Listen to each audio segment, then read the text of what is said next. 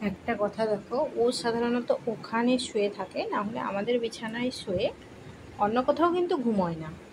তো আমি এখানে বসে একটু ফোন দেখছিলাম, গান করবো বলে বসছিলাম। হঠাৎ আমি অনেকক্ষণ পর মনে পড়লো ওর কেন সাড়া নেই, কোথায় গেল। তারপর আমি এদিকে যথারীতি লাইট টিপেও দেখলাম, লাইটটা জ্বেলে দেখলাম যে কোথাও নেই। এবার ওখানেও কাপড়গুলোকে টেনেছে।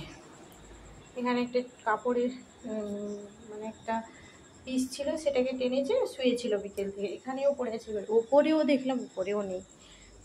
এখানেও এদিকে দেখলাম নেই, আর এদিকে আমি দেখলাম বিছানার তলায় টলায়, চারিদিকে দেখলাম কোথাও নেই। তাহলে গেল কোথায়? আমি আবার ডাকছি, আমি কোথায় গেল। তারপরে দেখো কোথায়, এমনভাবে শুয়ে আছে। আমি তখন থেকে খুঁজেই যাচ্ছি, আমি বলি, কোথায় গেল? বাইরে লক লাগানো আছে, বেরোতেই পারবে না।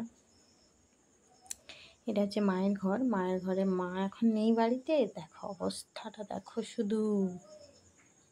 চুপ করে এমন শুয়ে আছে, পাবালিশটা এমন পুরো ঢেকে আছে, আমি দেখতেই পাচ্ছি না। আর রুমের লাইটটা এমনিতেই অফ করা ছিল, বুঝতেই পারছি না। আমি তখন থেকে ডাকছি, কোথায় গেলি, কোথায় গেলি। ঘুমোচ্ছে, আরামেই ঘুমোচ্ছে, কোনো মানে সাড়া নেই, শব্দ নেই, কিরকম ঘুমাচ্ছে। ওই তুই এখানে শুয়েছিস কেন? তোকে এলে যা পিটাবে, তো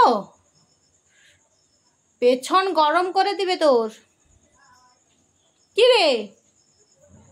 আমি ওখানে বিছানায় আছি বলে ও চুপি চুপি এখানে, এবারে ও এখানে শুয়েছিল, ফট করে এসে ওখানে উঠে পড়ছে। ওই, আর এখন এমন বদমাইশ হয়ে গেছে, শুধু বিছানায় ঘুমাবে, মানে নিচে ঘুমাতে চায় না। মার খাবি তুই, দাঁড়া। বিছানায় কতগুলো লাঠি আছে দেখো, ওকে পেটানোর জন্য। বাঁয়ে ডাঁয়ে সবে লাঠি। এখানে একটা লাঠি, এই যে একটা সরু লাঠি। লাঠিটাকে লুকিয়ে রাখি, না হলে পেটাবে এসে ওকে। মার খাবি, মার খাবি, রেডি হয়ে থাক মার খাওয়ার জন্য। ওই ঘুমিয়ে গেছে, দেখো ঘুমিয়ে গেছে, পুরো ঘুমিয়ে গেছে। বিকেলবেলা খেয়ে টেয়ে দিয়ে ঘুরে টুরে তারপরে দেখো আরামে ঘুমাচ্ছে।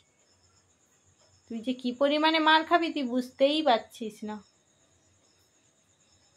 কেলিয়ে তোর পিঠের ছাল তুলে দিবে, দাঁড়া। ঠান্ডা ঠান্ডা লাগছিল, এবার সেই জন্য এসে এখানেই শুয়েছে। আমি তখন থেকে খুঁজেই যাচ্ছি, কোথায় গেল। আরামে শুয়ে আছে এখানে, বালিশটাকে দিয়ে আরাম।